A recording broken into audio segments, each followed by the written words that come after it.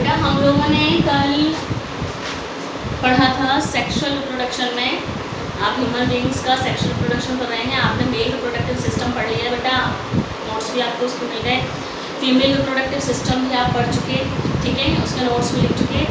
Actually female reproductive system का अगर कोई क्वेश्चन आता है तो आपको उसका डायग्राम के साथ में, अगर डायग्रामेटिक पूछते हैं तो डायग्राम बनाना है। और इतना भी आपको फीमेल रिप्रोडक्टिव सिस्टम के बारे में बताया गया है कि कौन कौन से पार्ट्स होते हैं फीमेल रिप्रोडक्टिव सिस्टम में, वो लिखने पड़ेंगे।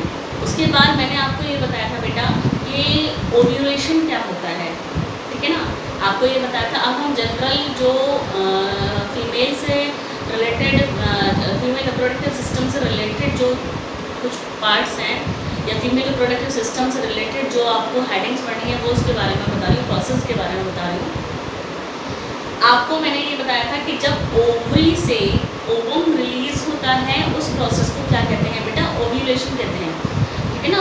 ओवरी से ओवम रिलीज होगा तो क्या कहेंगे, उसको ओव्यूलेशन कहेंगे। आपको हमने ये बताया था कि जब ओवरी से ओवम रिलीज होता है तो कहाँ जाता है, फैलोपियन ट्यूब में जाता है। फैलोपियन ट्यूब में एग जो है, ओवम जो है वो फर्टिलाइजेशन का वेट करता है, ठीक है ना। अगर फर्टिलाइजेशन अगर फर्टिलाइजेशन हो जाता है तो जाइगोट बनेगा, दैन एम्ब्रियो बनेगा। अगर फर्टिलाइजेशन नहीं होता है तो क्या होगा, अगर फर्टिलाइजेशन नहीं होता है तो मेंस्ट्रुअल फ्लो होता है, मेंस्ट्रुएशन टेक्स प्लेस। तो क्वेश्चन ऐसा आता है, what happens if fertilization not take place. तो आपको क्या लिखना है, if fertilization does not take place menstruation takes place, ठीक है। आपको मैं अभी मेंस्ट्रुएशन के बारे में भी बताऊंगी और लिखवाऊंगी। हम बात करते हैं कि फर्टिलाइजेशन हो गया है, फर्टिलाइजेशन अगर हो गया है तो हमने बात पढ़ी थी, हमने पढ़ा था कि फर्टिलाइजेशन हो चुका है तो after fertilisation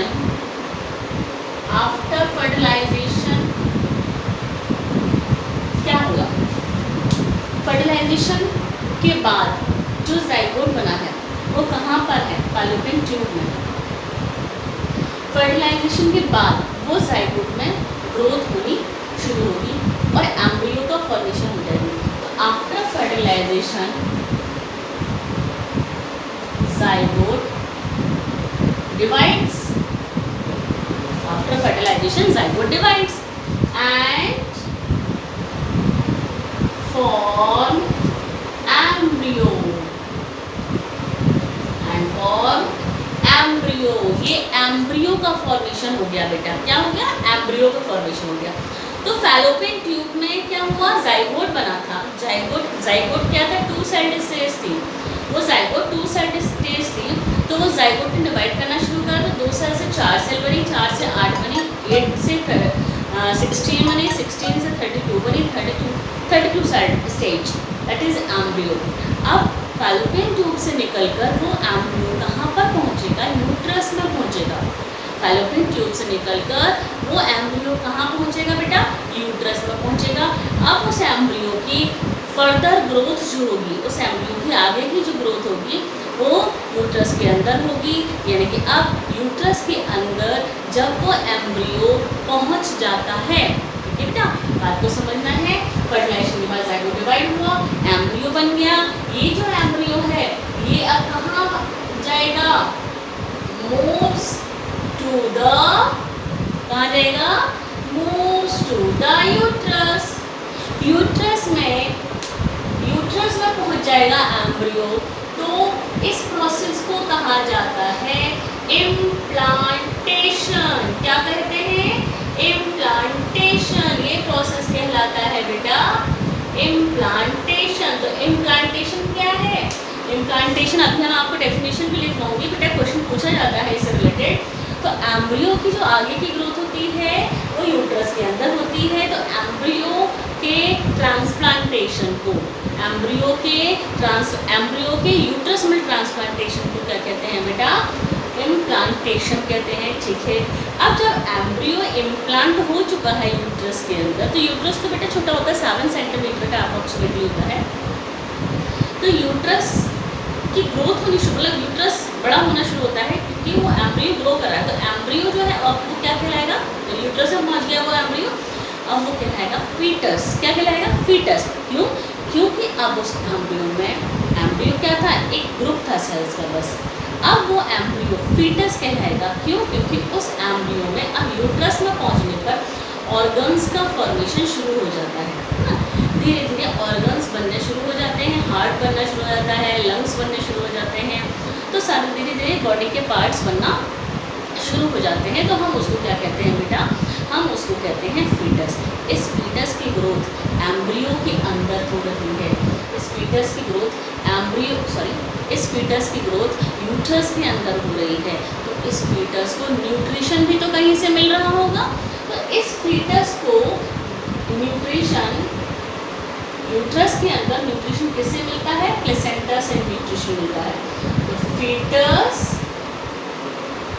gate nutrition through placenta. Placenta, ध्यान रखिएगा इसको आप, प्लेसेंटा। यूट्रस के अंदर जब फीटस ग्रो कर रहा है तो बेटा फीटस और मदर की जो बॉडी होती है, फीटस और यूट्रस की जो वॉल होती है, फीटस और यूट्रस की जो वॉल होती है, उनके बीच में एक कनेक्शन होता है। वो मस्कुलर कनेक्शन होता है। वो एक स्पेशल टिश्यू होता है जिसको कहा जाता है प्लेसेंटा। इसी प्लेसेंटा के थ्रू फीटस तक सारा न्यूट्रिशन पहुंचता है। खाना, पानी, मेडिसिन्स, ब्लड, सारी चीज़ें इस प्लेसेंटा के थ्रू पहुंचती रहती हैं। ठीक है, प्लेसेंटा के थ्रू सारे के सारे न्यूट्रिशंस पहुंच रहे हैं उसके पास, फीटस के पास, और फीटस ग्रो कर रहा है। फीटस से कुछ एक्सक्रीटरी प्रोडक्ट भी निकलते होंगे। तो फीटस खाना खा रहा है तो कुछ एक्सक्रीटरी प्रोडक्ट भी तो निकाल रहा होगा। तो उसके जो एक्सक्रीटरी प्रोडक्ट निकल रहे हैं वो भी इस प्लेसेंटा के थ्रू ही बाहर निकलते हैं। ठीक है, वो भी इस प्लेसेंटा के थ्रू ही बाहर निकलते हैं। यानी कि गैसेस का एक्सचेंज, ऑक्सीजन और CO2, गैसेस का एक्सचेंज भी इसी प्लेसेंटा के थ्रू होता है। फूड का भी ट्रांसपोर्टेशन यहीं से हो रहा है। तो प्लेसेंटा क्या कर रहा है? एक स्पेशल टिश्यू है जो कि फीटस तक न्यूट्रिशन को पहुंचा रहा है। इंपॉर्टेंट क्वेश्चन है, मैं भी आपको इसके बारे में भी लिखवाऊंगी। ठीक, तो हमने कहा कि एम्ब्रियो यूट्रस में पहुंच चुका है। उस एम्ब्रियो की आधी ग्रोथ जो हो रही है वो यूट्रस के अंदर हो रही है। यूट्रस में प्लेसेंटा है। प्लेसेंटा क्या है? एम्ब्रियो यानी कि फीटस और मदर के यूट्रस के बीच का स्पेशल टिश्यू है, इससे न्यूट्रिशन प्रोवाइड होता है। अब फीटस ग्रो कर रहा है। फीटस ग्रो करता है मदर के यूट्रस में। जितने टाइम तक ग्रो करता है, आपको मालूम है ह्यूमन बींग्स में 9 मंथ्स का टाइम पीरियड होता है। ह्यूमन बींग्स में 9 मंथ्स का टाइम पीरियड होता है फीटस की ग्रोथ के लिए। फीटस ग्रो करता है ह्यूमन बींग्स में 9 मंथ तक, जिसको कहते हैं गैस्टेशन पीरियड। ठीक है, गैस्टेशन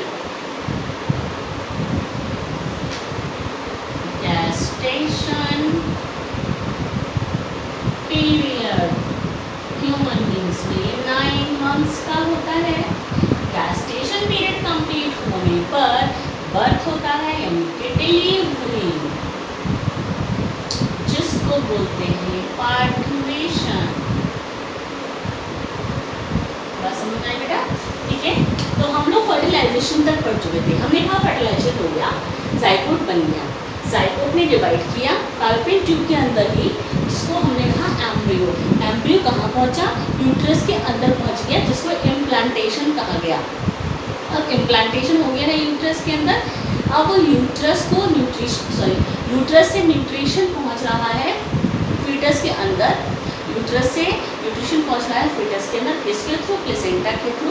अब प्लेसेंटा के थ्रू न्यूट्रिशन पहुंच रहा है, फीटस ग्रो कर रहा है। फीटस की कंप्लीट ग्रोथ होने में कितना टाइम लगता है? 9 मंथ्स का टाइम लगता है। फीटस की कंप्लीट ग्रोथ होने में 9 मंथ्स का टाइम लगता है। और उस 9 मंथ्स के टाइम को क्या कहते हैं बेटा? उस 9 मंथ्स के टाइम को बोलते हैं गैस्टेशन पीरियड।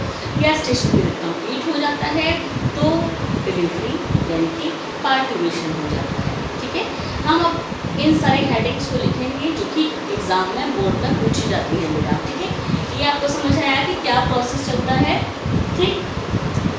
अभी हम क्या लिखेंगे, हमने फर्टिलाइजेशन लिख लिया है, अब हम बात करेंगे इम्प्लांटेशन की, ठीक है। जैसे मैंने आपको बताया कि इम्प्लांटेशन का मतलब क्या है, इम्प्लांटेशन का मतलब क्या है, transplantation of the embryo into the uterus is implantation, ठीक है। तो ये लिखते हैं इसको।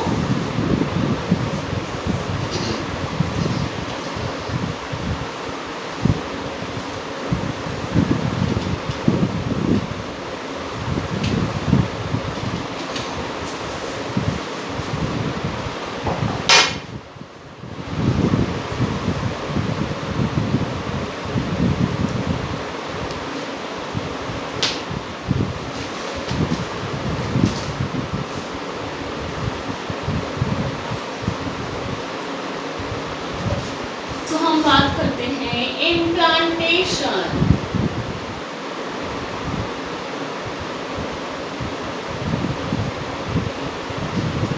इम्प्लांटेशन का मतलब है द एम्ब्रियो इज इम्प्लांटेड या ट्रांसप्लांटेड इसमें कह सकते हैं। The embryo is implanted in the lining of the uterus, in the lining, in the lining of the uterus, where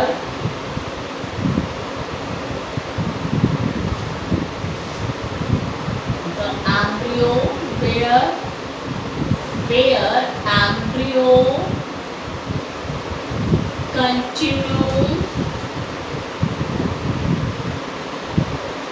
to grow, where embryo continue to grow and develop organs and develop organs to become fetus। क्या बन जाता है वहां पर, organ बन के to become foetus, foetus बन जाता है, ठीक। इम्प्लांटेशन हेडिंग पूछी जाती है अलग से। इम्प्लांटेशन के बाद अभी हम लोग बात करते हैं बेटा किसकी, प्लेसेंटा। प्लेसेंटा क्या होता है, इंपॉर्टेंट है भाई, प्लेसेंटा का क्वेश्चन बहुत पूछा जाता है। 3 नंबर में प्लेसेंटा का क्वेश्चन पूछा जाता है। व्हाट इज प्लेसेंटा, क्वेश्चन पूछा जाता है what is placenta, right its function. Placenta क्या है, इसे काम लिखिए। तो आपने मुझे बताया प्लेसेंटा तो एक स्पेशल टिश्यू है यूट्रस और एम्ब्रियो या यूट्रस और फीटस के बीच का। क्या काम है, न्यूट्रिशन को प्रोवाइड करता है, न्यूट्रिशन इसी से जाता है, ये आपको लिखना पड़ेगा। तो हम बात करते हैं प्लेसेंटा की।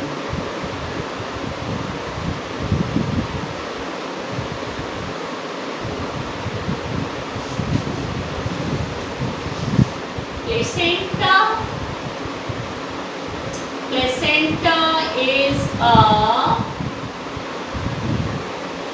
disc-like special tissue. Disc-like special tissue develops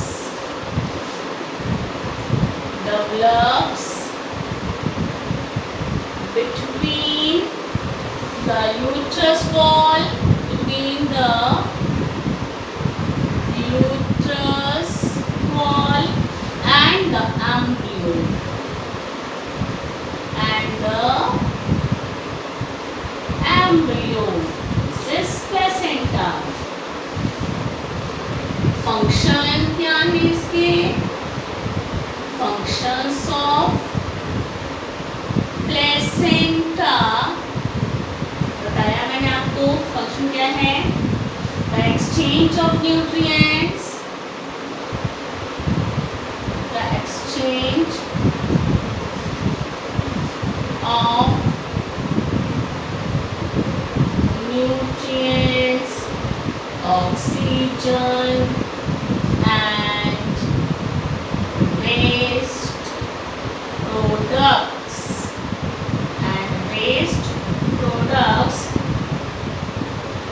waste products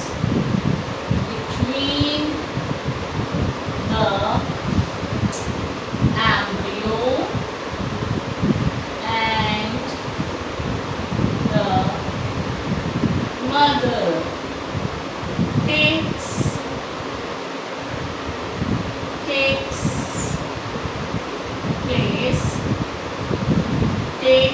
place through the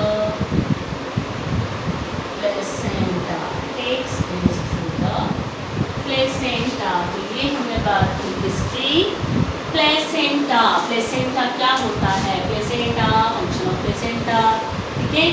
तो हमने बात की प्लेसेंटा तो स्पेशल टिश्यू है, एक्सचेंज ऑफ गैसेस, न्यूट्रिएंट्स, ठीक है। ये सारे फंक्शन है। इंपॉर्टेंट क्वेश्चन है बेटा ये वाला, बहुत पूछा जाता है इस तरीके का question. What is placenta? Right it's time, ठीक है। अब हम बात करते हैं, हमने कहा था कि गैस्टेशन पीरियड क्या होता है। गैस्टेशन पीरियड क्या होता है लिख लेते हैं।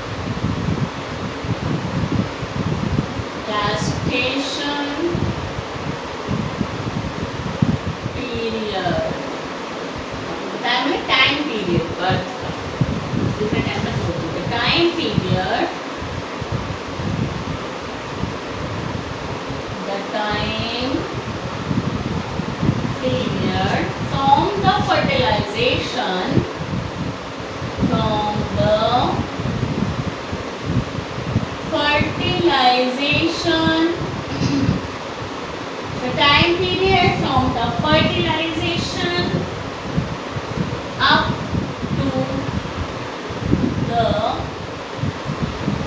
birth, up to the birth of the baby, up to the birth of the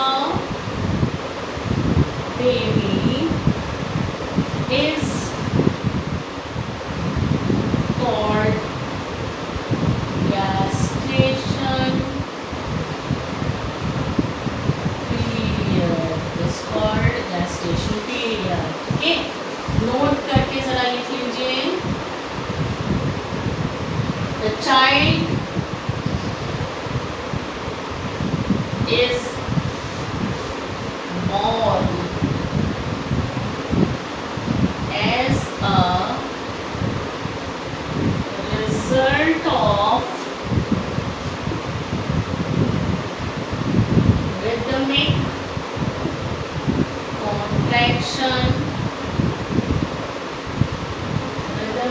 contraction of the muscles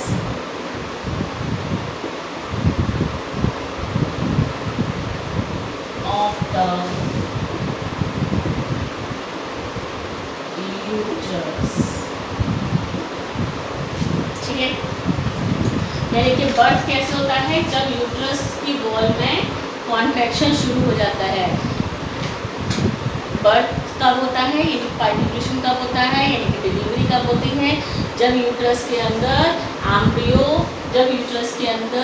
embryo की फुल ग्रोथ हो चुकी है, फीटस की फुल ग्रोथ हो चुकी है, उस टाइम पर यूट्रस की वॉल में रिदमिक कॉन्ट्रैक्शन शुरू हो जाते हैं, है ना। वो कॉन्ट्रैक्शन से ही चाइल्ड का बर्थ होता है, ठीक। समझ में क्या? तो हमने ये बात की कि फर्टिलाइजेशन जब हो जाता है तब क्या क्या प्रोसेस चलते हैं, है ना। अभी हमने ये बात की कि जब फर्टिलाइजेशन हो जाता है तो क्या क्या प्रोसेस चलते हैं। अब हम दूसरी पार्ट पर आते हैं कि अगर फर्टिलाइजेशन नहीं होता है तो क्या होता है। क्वेश्चन पूछा जाता है, क्या क्वेश्चन पूछा जाता है? क्वेश्चन पूछा जाता है what happens if fertilization does not take place।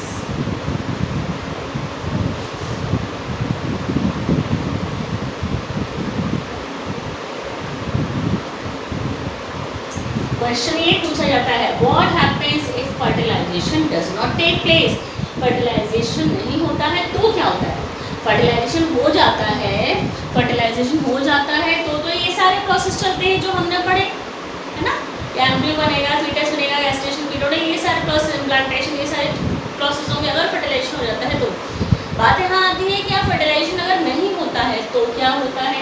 What happens? What happens if fertilization does not take place?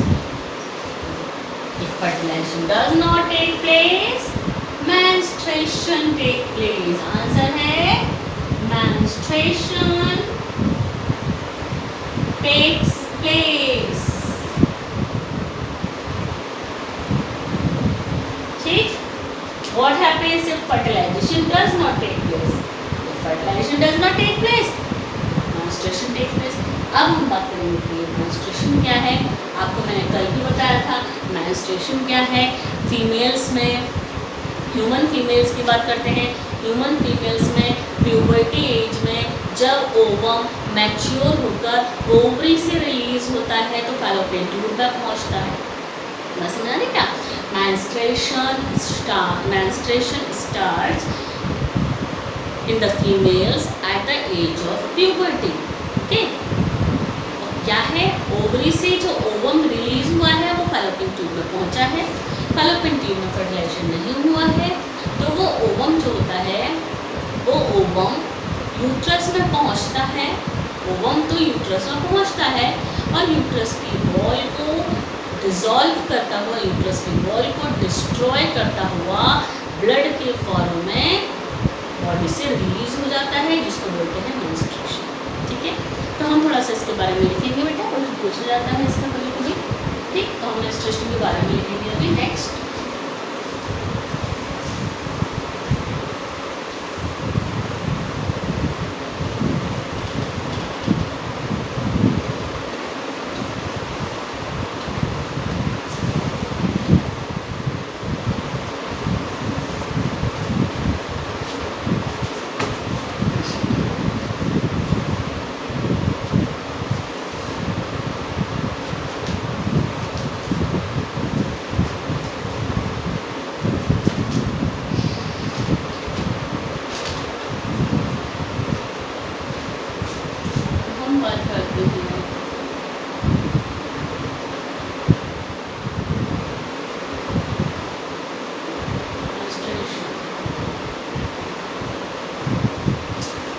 in human females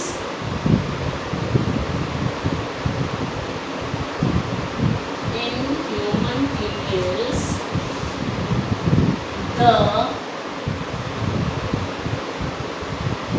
ovaries start releasing ovum,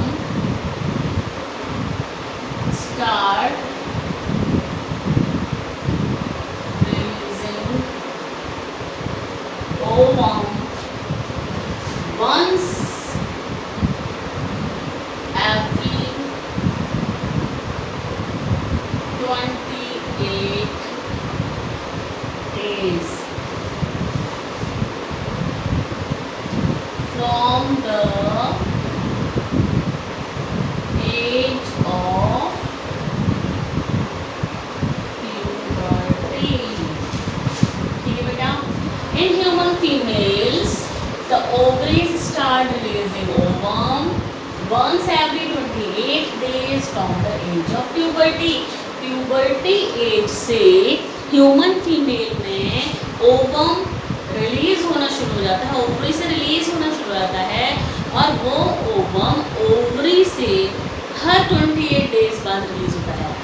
every 28 days, है ना, हर 28 दिन बाद, हर 28 डेज बाद, मतलब 28 दिन में एक बार, 28 डेज बाद एक ओवरी से, लेफ्ट ओवरी से मान लेते हैं कि एक ओवम रिलीज हुआ, फिर 28 डेज बाद राइट ओवरी से ओवम रिलीज होगा, नेक्स्ट 28 डेज बाद फिर दूसरी वाली ओवरी से रिलीज होगा.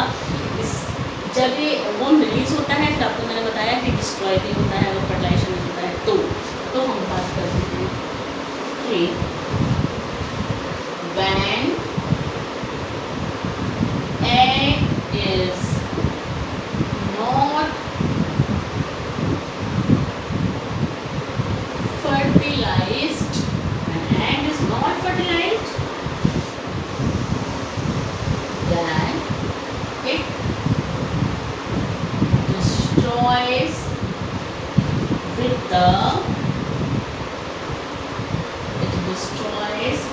with the inner thick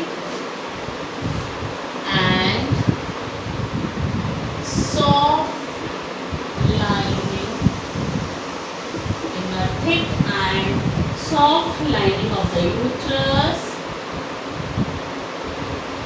soft lining of uterus along with its blood, along with its blood vessels, along with its blood vessels in the form of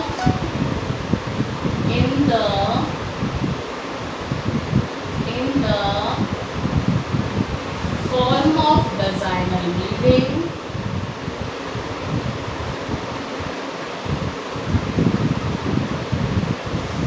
vaginal bleeding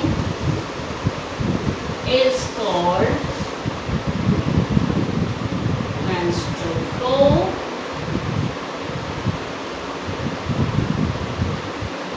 is called menstrual flow or menstruation.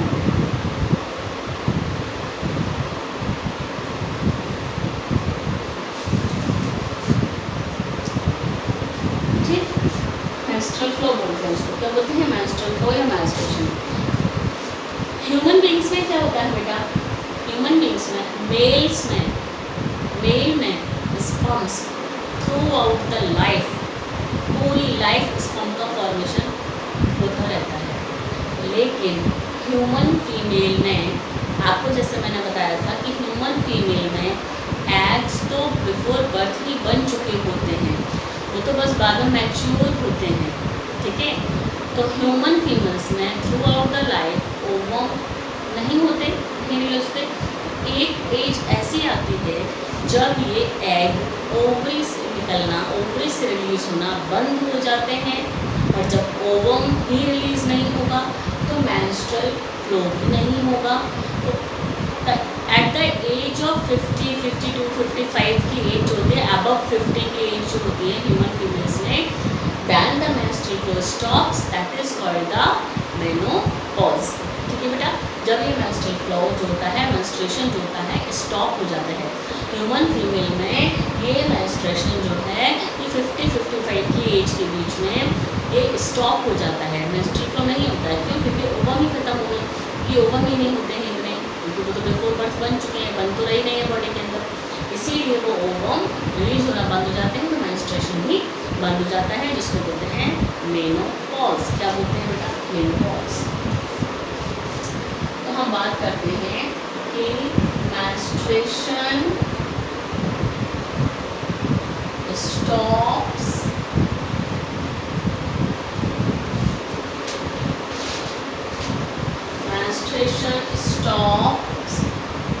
at the age of 50 to 55 called menopause.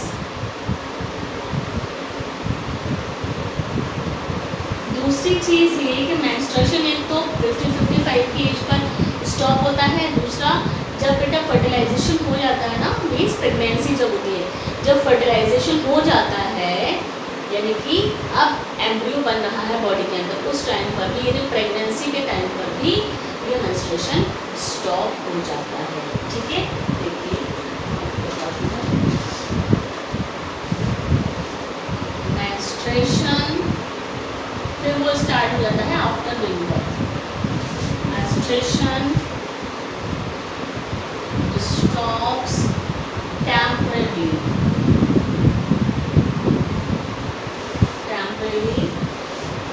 when egg gets fertilized and women get pregnant, and women get pregnant. ठीक है, temporarily stop होता है. Temporarily stop हुआ कब? Menstruation temporarily stop हुआ कब? Pregnancy में. और प्रेगनेंसी के बाद जब गेस्टेशन पीरियड हो जाता है, डिलीवरी करती है, तब फिर से मेंस्ट्रुएशन शुरू हो जाता है. लेकिन कम्प्लीटली स्टॉप कब होता है 50-55 की एज पर, जिसको मेनोपॉज कहते हैं। क्या कहते हैं बेटा? मेनोपॉज कहते हैं। तो ये हमने बात की कि मेंस्ट्रुएशन क्या होता है। ठीक है बेटा, हमने ये बात की कि मेंस्ट्रुएशन क्या होता है। जब प्यूबर्टी एज में ना ये शुरू होता है मेंस्ट्रुएशन, तो बेटा उस स्टेज को तो मेनार्क कहते हैं। मेनार्क जब स्टार्ट होता है मेंस्ट्रुएशन, और जब स्टॉप होता है तो उसको क्या कहते हैं? मेनोपॉज कहते हैं। और मेंस्ट्रुएशन क्या है ये मैंने आपको बताया। ठीक है, कब स्टॉप होता है, टेम्पररी कब स्टॉप होता है और परमानेंट कब स्टॉप होता है, ये आपको मैंने बताया। ठीक, ये हमने बात की ह्यूमन फीमेल से रिलेटेड सारी चीज़ों को हमने डिस्कस किया है जहाँ से क्वेश्चन पूछे जाते हैं। आपने मेल से रिलेटेड भी मेल रिप्रोडक्टिव सिस्टम भी कंप्लीट कर लिया, फीमेल रिप्रोडक्टिव सिस्टम भी कंप्लीट कर लिया। अब मैं आपको सबसे पहले इसके बाद बेटा हम लोगों को बर्थ कंट्रोल मेजर्स पढ़ने हैं, बर्थ कंट्रोल मैथड्स पढ़ने हैं। इसके बाद ऑलमोस्ट ये चैप्टर ख़त्म होने ही वाला है, बर्थ कंट्रोल मैथड्स और पढ़ेंगे। तो बेटा क्या अभी ना इससे पहले इसके बाद पहले मैं आपको सेक्सुअल रिप्रोडक्शन के एडवांटेजेस बताऊंगी, जो क्वेश्चन पूछा जाता है। वो क्वेश्चन पूछा गया है 2-3 नंबर में पूछा जाता है।